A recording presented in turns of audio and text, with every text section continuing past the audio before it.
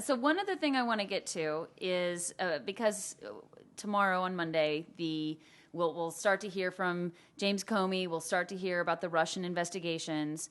And do you think, and what we're hearing is that there was not collusion. There seems to be no evidence, maybe circumstantial evidence, but no evidence of about collusion between the Russians and the Trump campaign. Does that make sense to you? And do you think Putin has a tape on? No, you don't. I think, this idea that Putin has some sort of, smoking gun.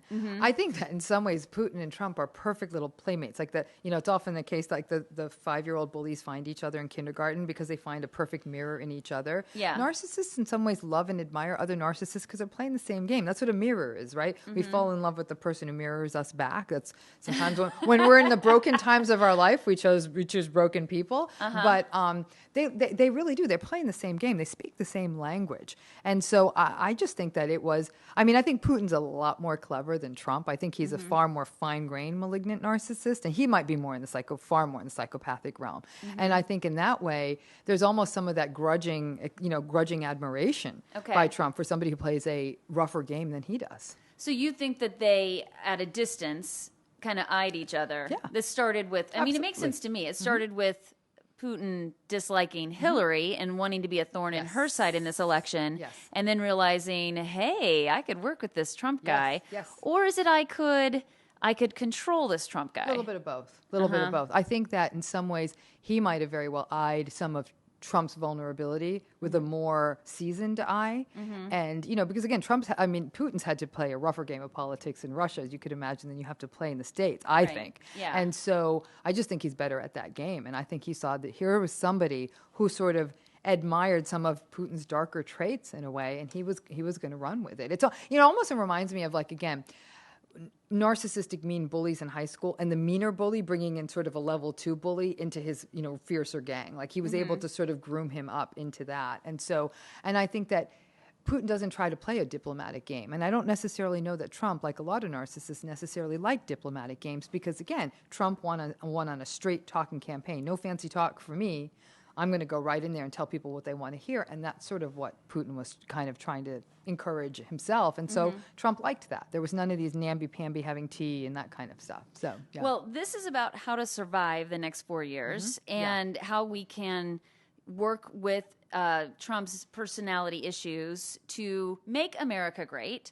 And so what I'm wondering from you are 3 things. Let's look at number 1, the Russia thing, since we were just on there. How do we or Congress people or just citizens of the United States get Trump to not get played by Putin? Well, first of all, we don't. I think one of the hardest things when dealing with the wrong narcissist. Answer. I know. We don't. One of the hardest things with a narcissist is really, it's one of the times you sort of learn the zen of a relationship, which is we really can't control them. And I think this is where his aides, honestly, his cabinet, other people on the Hill, they're going to start feeling like they're losing their minds, because at some level, even a stubborn president at some point will come around and listen.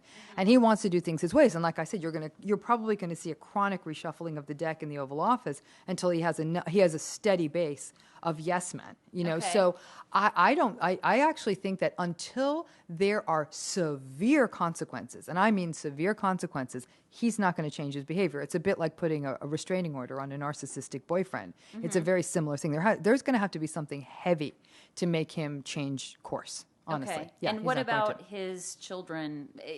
Who could talk to him? Who would be the best person to convince him? Would it be Ivanka? Would it be Melania? Would it definitely not his wife? Definitely not his wife. Would it be Kellyanne Conway? The problem is that I think that he has surrounded himself with so many people who are sharing in his delusion that the people he trusts most are the people who are sort of in this shared delusional system. Yeah. That's the challenge here. And I think that that's the only way you could often stay in the inner sphere of one of these systems. And in fact, the first time somebody doubts the narcissist is usually when they need to start looking for the exits. Because so I don't know that there is going to be someone in his inner circle, because Tara, that's predicated on the fact that they think that this is true, that they believe that this lack of evidence is true.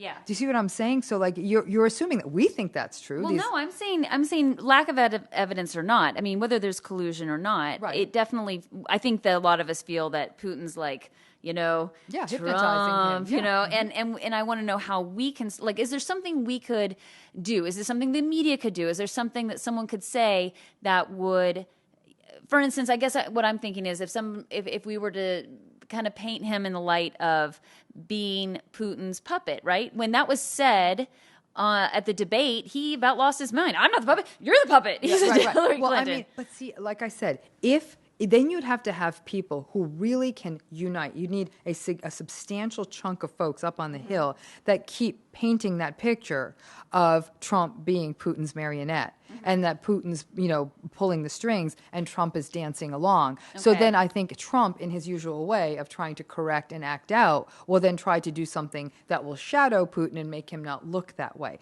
That would actually be not a bad strategy. The problem is that so many people on the Hill don't want to recognize Trump's narcissism and they're trying to run politics as usual. They really need to dig into a new bag of tricks. And I agree with you. You could, in a way, as long as you could make it so that Trump believes that public opinion is viewing him as weak, which is something narcissists hate being viewed as weak, then that could be definitely a way to potentially turn that tide. Okay, that's something we can work with. Okay.